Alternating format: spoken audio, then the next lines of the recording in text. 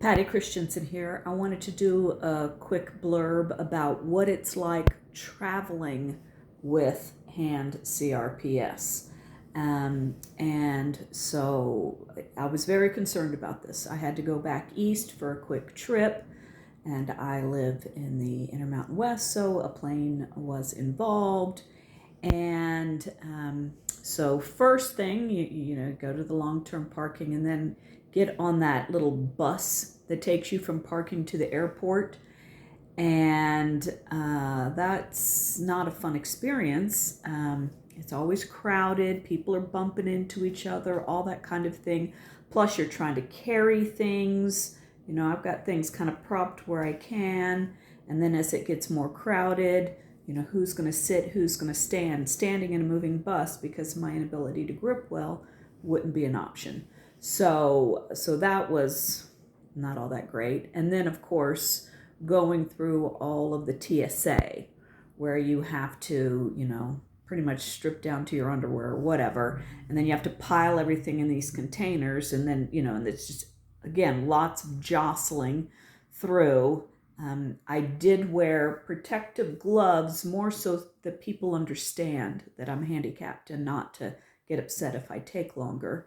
So that was the thing. And then getting on the plane, it was deciding, where do I sit, right? And I went with aisle seat thinking, well, then, you know, I've got just one person that can be crashing into me, and, you know, and I've got this aisle.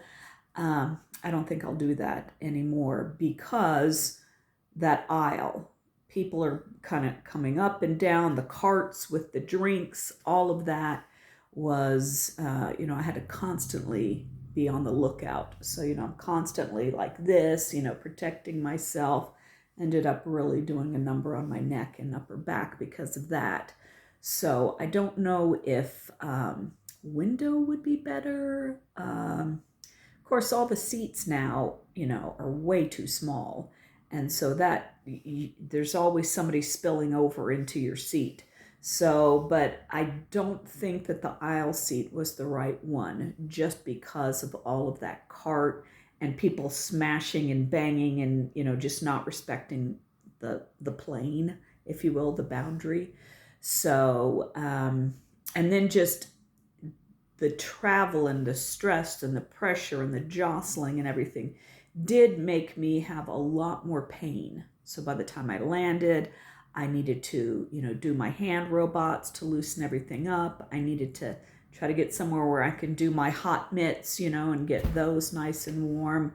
I ended up having to use some of my lidocaine cream, you know, just for that.